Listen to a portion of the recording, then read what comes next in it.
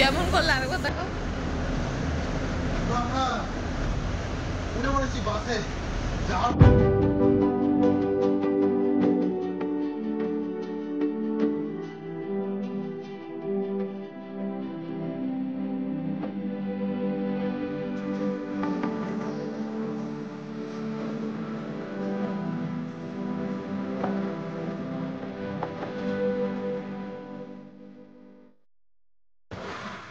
Good morning everyone. আজকে 17 August শনিবার। তো আমরা মাকড়দা থেকে টোটে উঠে যাচ্ছি হচ্ছে উপরাটি, সেখান থেকে এয়ারপোর্টে বাস ধরে যাবো এয়ারপোর্ট। সেখান থেকে আমরা ফ্লাইট ধরবো। আমাদের ফ্লাইট আছে 12:10-এ। সেই আবার স্পাইস জেট, কিছু করার নেই। কেন স্পাইস জেট আবার বুক করলাম তার গল্পটা আমি পরে বলবো আস্তে আস্তে। তো চলুন এয়ারপোর্টে গিয়ে দেখা হবে। তো আমরা বাসে উঠে পড়েছি। আমরা এখন বাজে হচ্ছে 9:10 মতো। তো বাসে উঠে আমরা যাচ্ছি এয়ারপোর্ট। বাকি ভিডিও আমরা এয়ারপোর্টে গিয়ে করবো। বাসে নিলাম কারণ কার করলে আবার 3,000 টাকা খরচা। আমরা বাসে চলে যাই, সময় আছে। 12টায় ফ্লাইট, এখন বাজে হচ্ছে 9টা, সময় আছে। রাস্তাও দেখছি ফাঁকাই। তো চলুন। Good morning. আজকে শনিবার 17 আগস্ট। তো এখন ঘড়িতে বাজে 10:30। আমাদের বোর্ডিং আছে 11টা। আমাদের SpiceJet flight 3798 Kolkata to Shillong. তো অ্যাকচুয়ালি ফ্লাইটটা একটু ডিউ টু টেকনিক্যাল ইস্যু আগে চলে এসছে। ম্যাক্সিমাম সময় পরে হয়, লেট হয়। আমি যাবো কিনা তার কোনো ঠিক নেই, কিন্তু ফাইনালি মানে আগে চলে এসছে। 12:30 ফ্লাইট 12:30, সেটা 12:10-এ যাবে। তো খুব ভালো, ওখানে আরও আগে পৌঁছে যাব। গিয়ে শিলং এয়ারপোর্টে ওখানে ক্যাব বুক করব। যদি শেয়ারে পাই তো খুব ভালো, না হলে এমনি ক্যাব বুক করতে হবে 2800 টাকা দিয়ে। দেখি কেমন ভাগ্য হয়। আর শিলং এই সময় কেন যাচ্ছি, এই যে 17 আগস্ট, সেটার পেছনের বিশাল বড় একটা কারণ আছে। ম্যাক্সিমাম মানুষই নভেম্বর, ডিসেম্বর, জানুয়ারি, ফেব্রুয়ারিতে যায়, শীতকালে ঘুরতে যায়। কিন্তু আমরা কেন এখন শিলং যাচ্ছি, অ্যাকচুয়ালি আমি প্রচুর রিসার্চ করি কি কোন সময় কোনটা গেলে কি ভালো হবে।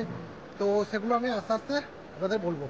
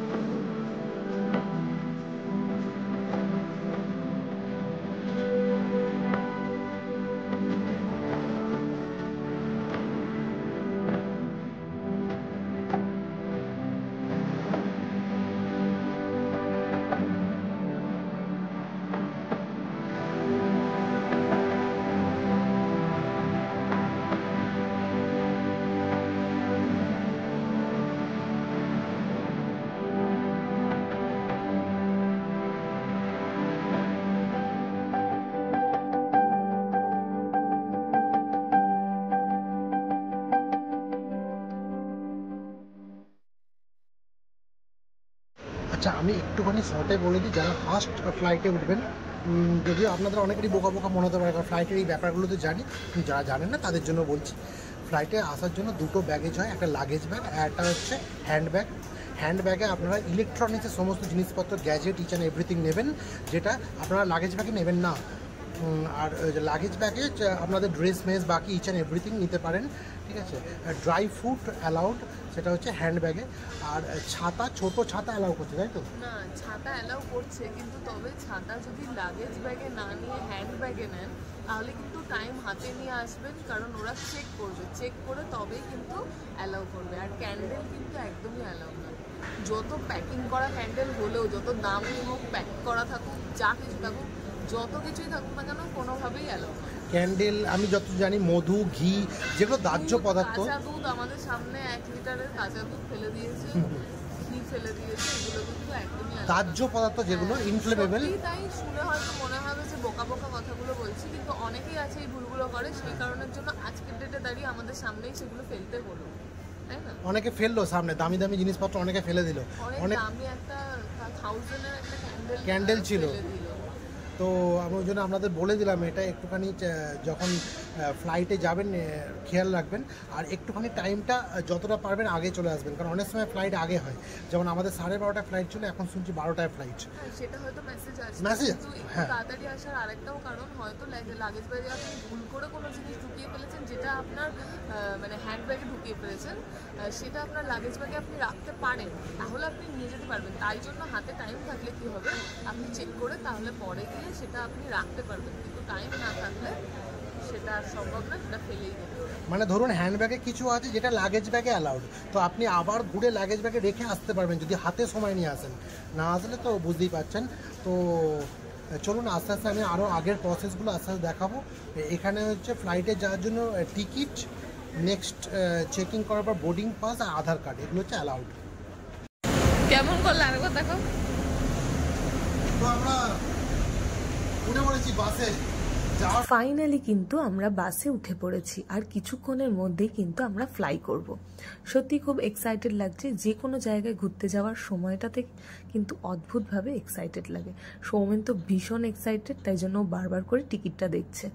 যাই হোক, চলো আমাদের ফ্লাইটে গিয়ে তোমাদের সাথে আবার দেখা। তো ফাইনালি আমরা উঠে পড়েছি স্পাইস জেট নাম্বার 3798। তো দেখুন আমরা পেছনে সিট কিন্তু সব খালি, তার কারণ হচ্ছে যে মেবি এটা অফ সিজন, এখন মানুষ শিলং ঘুরতে যায় না, এই জন্য আপনারা দেখুন পিছনে সব সিট খালি।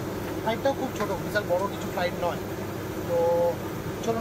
सूचना के लिए कृपया हमारे कैबिन क्रू की ओर ध्यान दें। कुर्सी की पेटी इस तरह से बांधें, कसने या ढीली करने के लिए इस तरफ और पेटी खोलने के लिए इस तरफ फ्लैप उठाएं। इस विमान में 4 द्वार हैं, 2 विमान के पिछले भाग में और 2 द्वार आगे की ओर हैं। आपका निकटतम द्वार आपके पीछे भी हो सकता है। कैबिन में अंधेरा होने की स्थिति में ये एग्जिट पाथ लाइट्स आपको निकटतम द्वार तक पहुंचने में मदद करेंगी। आपातकालीन स्थिति में अपने सामान की परवाह न करें और सबकी सुरक्षा को ध्यान में रखते हुए जितनी जल्दी हो सके विमान से बाहर निकलने की कोशिश करें। अधिक जानकारी के लिए आपकी सीट पॉकेट में रखी सुरक्षा नियम कार्ड को ध्यान से पढ़ें। धन्यवाद। We request your complete attention for the safety demonstration of this Bombardier Q400 aircraft. To fasten your seat belt, insert the metal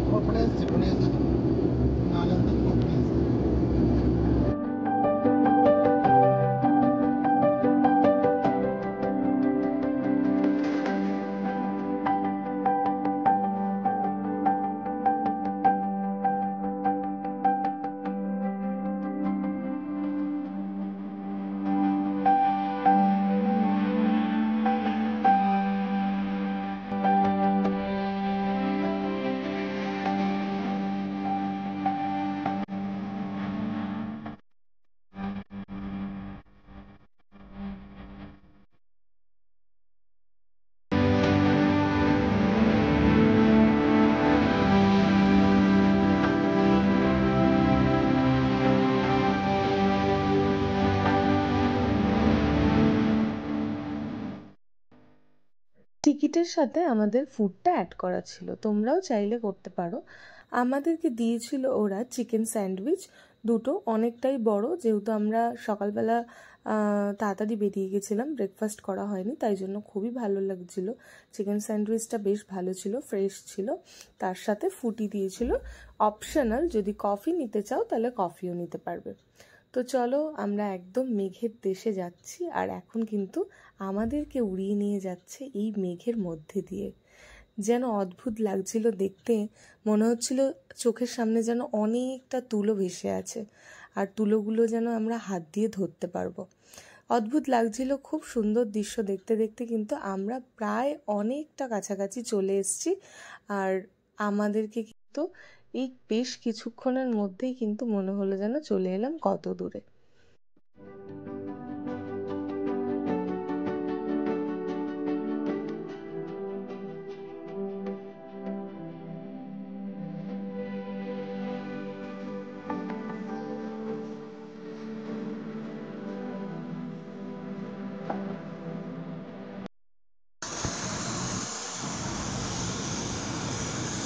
আমরা এসে গেছি ফাইনালি শিলং এয়ারপোর্টে। আমরা নেমে পড়েছি। এয়ারপোর্টটা খুব বেশি বড় না, ছোট্ট একদম এয়ারপোর্টটা।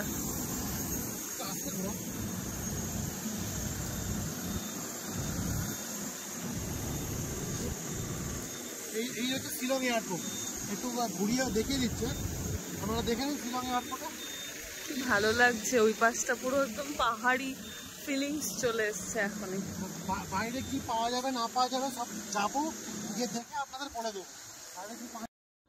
চলো এবার লাগেজ নেওয়ার পালা। লাগেজ নিয়ে কিন্তু আমাদের গাড়ি বুক করতে হবে, তাই গাড়ি কিন্তু আমরা শেয়ারে বুক করার চেষ্টা করব।